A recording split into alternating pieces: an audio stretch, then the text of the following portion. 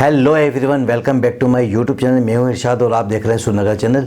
दोस्तों, आज इस वीडियो का रिएक्शन देना जा रहे हैं वो G20 के हवाले से। रशियन फेडरेशन ने थैंक्स बोला है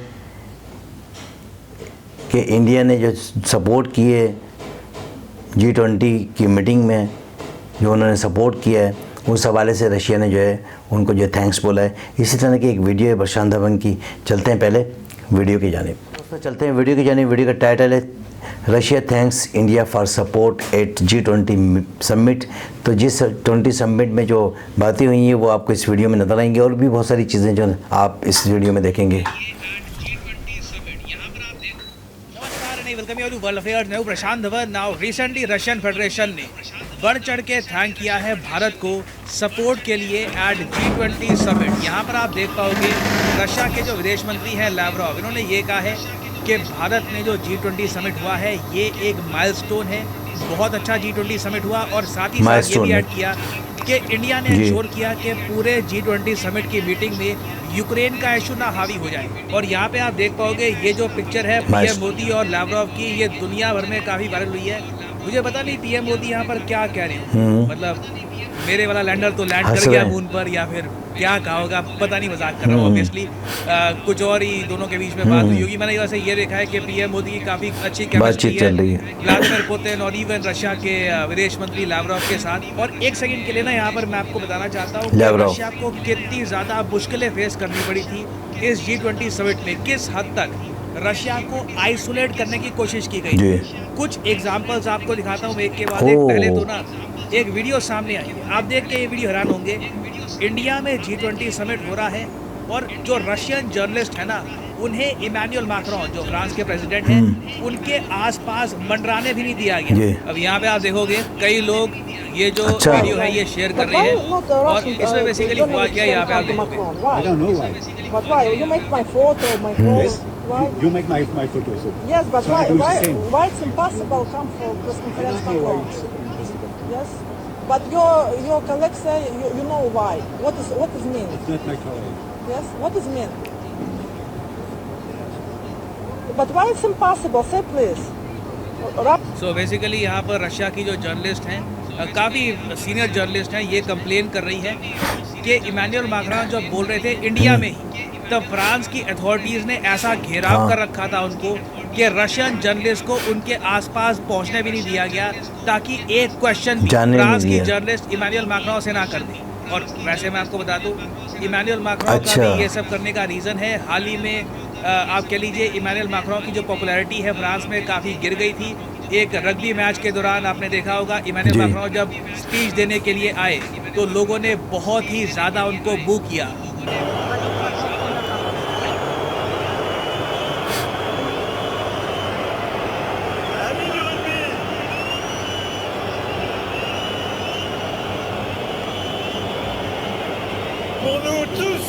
तो हाल ही में फ्रांस में जो दंगे हुए हैं उसके बाद से इमैनुअल मैक्रोन की जो पॉपुलैरिटी है फ्रांस में बहुत ज़्यादा गिर गई है। उसके बाद से थोड़ा आप कह लीजिए इनको प्रोटेक्शन दी जा रही है, रशियन जर्नलिस्ट को भी दूर रखा जा रहा है। कहीं मान लीजिए रशियन जर्नलिस्ट ने कोई बहुत ज़्यादा मुश्किल सवाल पूछ लिया मैक्रोन से रिगार्डिंग द यूक्रेन वॉर और उससे मैक्रोन की इमेज और ख़राब हो गई।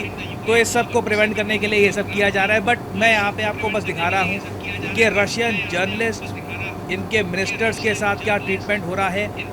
इवन ऋषि सुनाक जो भारत में आए, इन्होंने एक वीडियो पोस्ट करी कि मैं इंडिया में आया, इंडिया में हमने बात करी ग्लोबल इश्यूज़ के बारे में। पूरी वीडियो में ना इन्होंने इंडिया से ज़्यादा रशिया के बारे में बात की होगी। We saw that during COVID and we've seen the devastating consequences of Putin's illegal invasion of Ukraine, both on the Ukrainian people and the rise in global energy prices. But we're under no illusion. These issues can't be solved in isolation. Isolation is the policy that Vladimir Putin has chosen, ripping up the Black Sea grain deal, which has provided a lifeline for millions. Putin wasn't at the G20 to face the world, but we were, working with our allies and partners from around the world to address some of the biggest challenges that we face, stabilizing the global economy, isolating Putin, and strengthening our international relationships. ना ये सब मैं आपको सिर्फ इसलिए दिखा रहा हूँ ताकि आप समझ पाए कि किस मैग्नीट्यूड का प्रेशर था रशिया पे, ना सिर्फ रशिया पे, इवन इंडिया पे, कि जो डिक्लेरेशन निकल के आएगा। अगेन देखो, कई लोगों को डिक्लेरेशन क्या है अभी भी प्रॉपर्ली समझ नहीं आया। It is very simple. Declaration मतलब कि किन पॉइंट्स पे आप सहमत हैं, उन पॉइंट्स को नोट डाउन करके डॉक्यूमेंट बना देना। It is very simple. Declaration कोई बहुत ज़रा कॉम्प्लिकेटेड कॉन्सेप्ट नहीं है। हाँ, डिक्लेरेशन बनाना मुश्किल है कि सहमति सबकी हो पाएगी, 20 के 20 मेंबर्स क्या इन पॉइंट्स को लेकर सहमत हो पाएंगे? It is very difficult. तो इंडिया पे देखिए प्रेशर ट्रिमेंडस था, और रशिया भी ये बात देखकर सरप्राइज्ड है कि इंडिया ने कैसे एक ऐसा डिक्लेरेशन तैयार किया जहां पर एक बार भी रशिया की निंदा नहीं करी गई। और यहाँ पे आप देख पाओगे दिल्ली डिक्लेरेशन को, अगर आप रशिया यहाँ पे टाइप करोगे, गिनती के 3 बार रशिया का मेंशन होता है, और मेंशन भी सिर्फ एक ही पैराग्राफ में हो रहा है, पॉइंट 11 में। यहाँ पे सिर्फ ये लिखा है कि टर्की की बात कर रहे हैं, टर्की ने जो एक ब्लैक सी जो ग्रेन डील है वो ब्रोकर करी थी, उस पर फोकस करना चाहिए, फूड शॉर्टेज नहीं होनी चाहिए, फर्टिलाइज़र की शॉर्टेज नहीं होनी चाहिए, बस इसी बात पर मेंशन करी गई है। जो रशियन अग्रेशन ऑन यूक्रेन, ऐसी कोई लाइन पूरे डिक्लेरेशन में आपको मिलेगी नहीं। और आप सोच कर देखो, एक तरफ रशियन जर्नलिस्ट को वेस्टर्न कंट्रीज़ के जो लीडर्स हैं अपने आसपास आने भी नहीं देते, दूसरी तरफ इंडिया ने ऐसा डिक्लेरेशन पास करवा लिया। This is why India's G20 summit is nothing short of a miracle. और ऐसा नहीं है कि हम ये सब कर रहे हैं पुरानी दोस्ती की वजह से, कि 1971 में जब एक बार USSR हुआ करता था हम कभी भूलेंगे नहीं, ऐसा कुछ नहीं है। देखिए, यहाँ पर भी इंडिया का इंटरेस्ट है। इंटरेस्ट ये है कि जो हमने तेल रशिया से परचेज़ किया, बहुत सी पेमेंट्स उसकी हुई रुपी में। ये रुपी देखिए रशिया के लिए अभी इतने आपके लिए यूज़फुल है नहीं। इंटरनेशनली रशिया को समझ नहीं आ रहा कि इतने सारे रुपीज़, बिलियंस ऑफ रुपीज़ को ये यूटिलाइज़ कहाँ पे करें। तो ये लोग अभी भारत में ही निवेश कर रहे हैं हमारी पेमेंट। आप सोच कर देखो कितनी अजीब बात है। कोई चीज़ समझ में आ रही हो ना, खुद पे लागू करके देखो। मानो कि आपका एक बिज़नेस है, ठीक है, आपका एक बिज़नेस है, उसमें आपको इन्वेस्टमेंट चाहिए, और साथ ही साथ आपको ना अपने बिज़नेस के लिए रॉ मटेरियल परचेज़ करने होते हैं। तो जिससे आप रॉ मटेरियल परचेज़ कर रहे हो, जिसको आप पेमेंट कर रहे हो, वो आदमी कहे कि अच्छा जो आपकी पेमेंट मुझे मिली है ना, मैं आपके बिज़नेस पे वापस निवेश कर रहा हूँ। आपके लिए कितनी अच्छी बात है, लिटरली आपको फ्री में ही इन्वेस्टमेंट मिल गई है। तो इंडिया के पर्सपेक्टिव से आप अगर देखो ना, तो रशिया एक बहुत ज़्यादा यूज़फुल कंट्री है हमारे लिए। जब तक US का जो ये प्रपोज्ड इकोनॉमिक कॉरिडोर है, India middle east Europe economic corridor, जब तक ये प्रॉपरली बनता नहीं है, मैं कहूँगा इंडिया के लिए रशिया की इम्पोर्टेंस बहुत ज़्यादा हाई रहेगी। और लावरोव ने हाल ही में ये भी कहा इंडिया में कि इंडिया ने हमें बहुत सारे ऑप्शन दिखाए हैं कि भारत में निवेश करना है। देखिए, हमारा IT सेक्टर है, रियल एस्टेट सेक्टर है, हमारे बॉन्ड्स हैं, कहीं भी आप निवेश करिए, आप दुनिया की फास्टेस्ट ग्रोइंग इकोनॉमी में निवेश कर रहे होंगे। ऐसी इकोनॉमी आपको कहाँ पर मिलेगी? आप इन्वेस्ट करिए। ऑलरेडी आप अगर वैसे रुपी रूबल का ट्रेड देखो तो रुपी ज़रा स्ट्रॉन्ग है कंपेयर टू रूबल, और ये जो स्ट्रेंथ है रुपी की बढ़ती रहेगी इन द फ्यूचर, कोई बड़ी बात नहीं है। एक टाइम ऐसा भी आए कि एक इंडियन रुपी के 2 रशियन रूबल मिलेंगे। It can very much happen in the future. तो रशियन पर्सपेक्टिव से ये काफ़ी अच्छी इन्वेस्टमेंट होगी। और इंडिया ने G20 समिट में ये भी क्लियर कर दिया है कि क्वाड के बनने से, USA के साथ रिलेशन स्ट्रॉन्ग करने से ये अस्यूम मत कर लेना कि कल को हमारे रिलेशन रशिया के साथ बहुत ज़्यादा ख़राब हो गए हैं। India will still support. जी दोस्तों, आपने देखा कितनी ज़बरदस्त ये वीडियो। इस वीडियो में आपको पता लगा कि भाई रशियन फेडरेशन ने जो है थैंक्स बोला है G20 की मीटिंग में।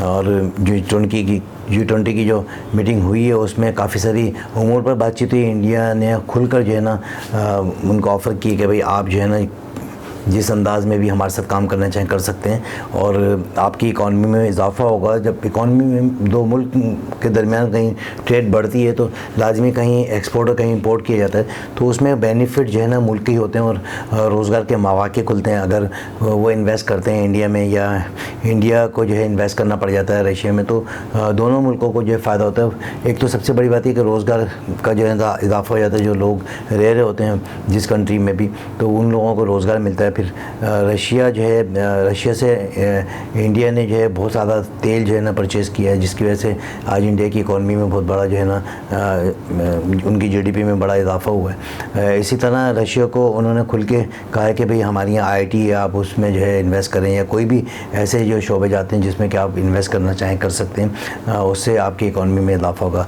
बहुत ही अच्छी वीडियो थी, बहुत ज़बरदस्त मैसेजेस।